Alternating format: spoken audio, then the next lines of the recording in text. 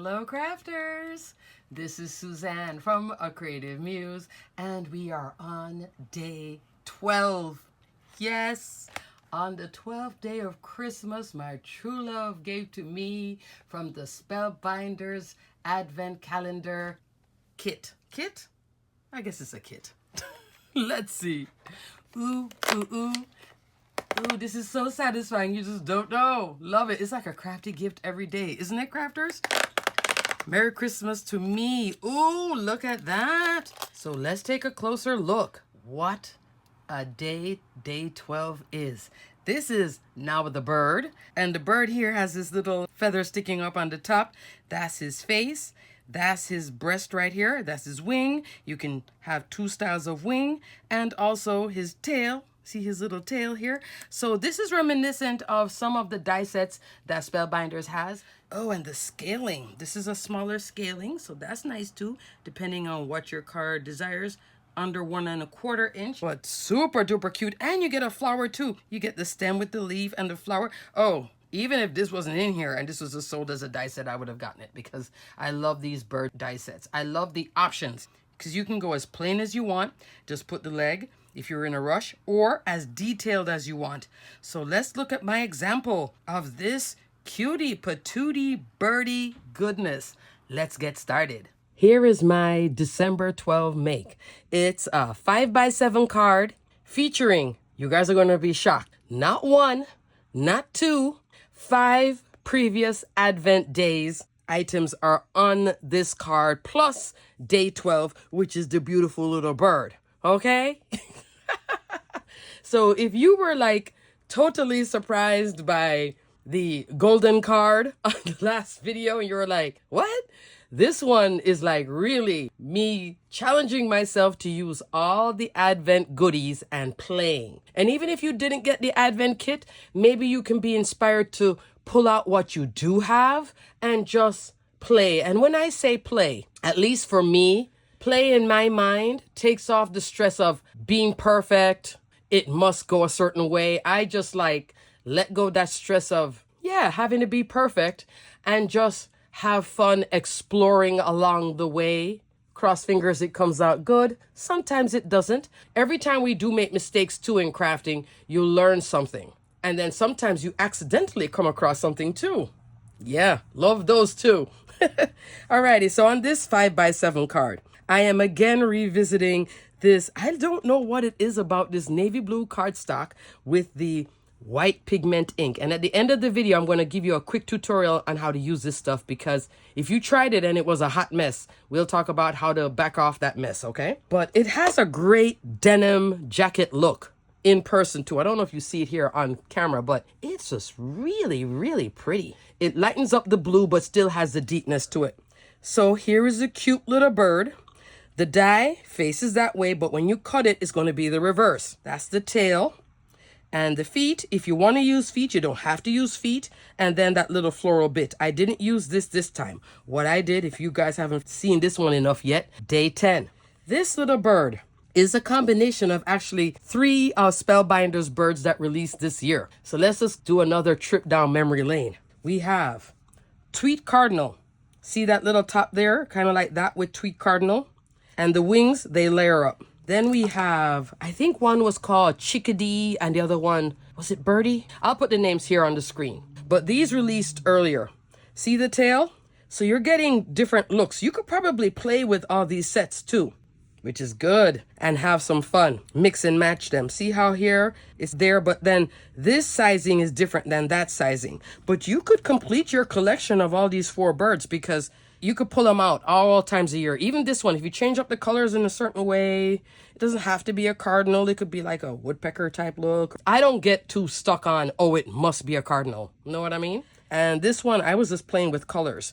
But look at that. Isn't that fabulous? And the price points on these bird dies, not bad. And then in the Advent calendar, there you are again. So you could have pulled it out with this, gone more Christmassy, or this little summer one, do a happy birthday there if you have this die, okay? Super duper duper duper duper cute. I did all of that except the florals. Played with this blues and teal with a pop of purple because I had the background done first. So the background comes back to another favorite of mine, 3D embossing folder, Flower Frenzy.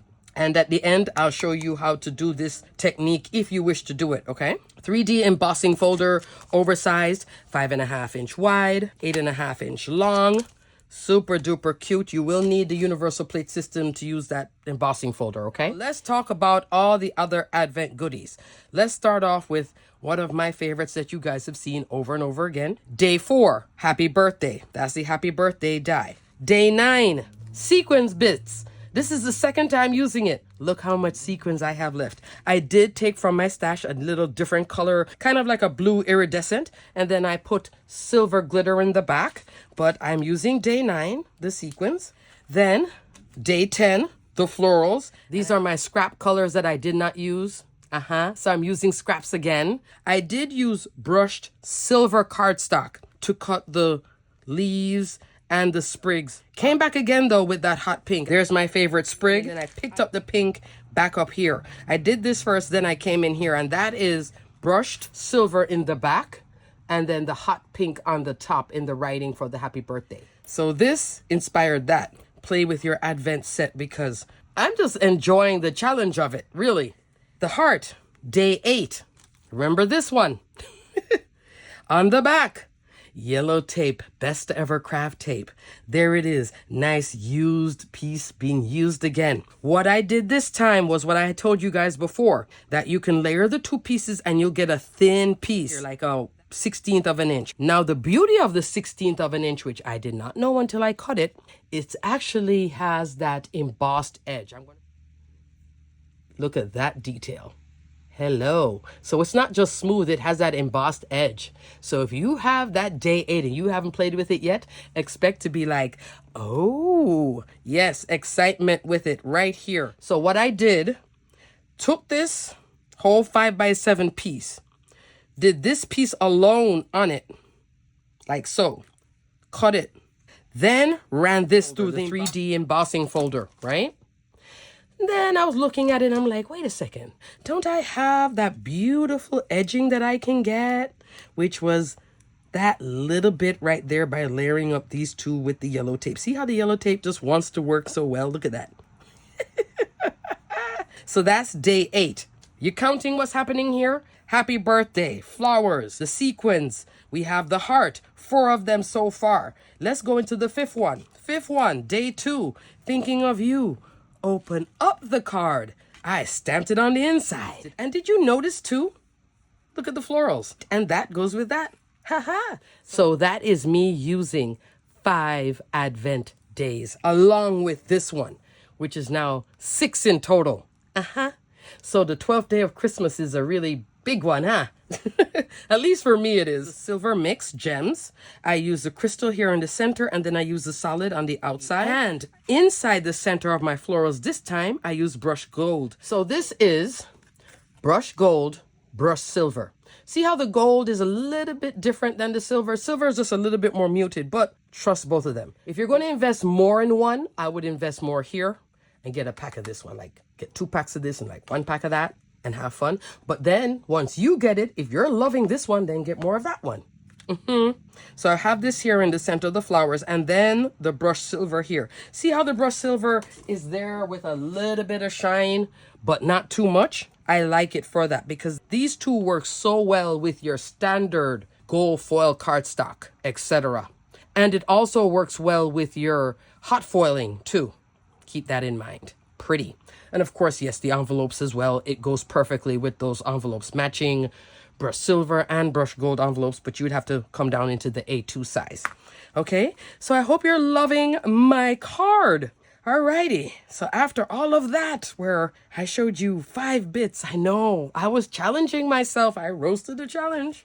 And I didn't even mean to rise to the challenge. I was just like, wait a second, I can put this, but I'm going to use that. The heart got me going.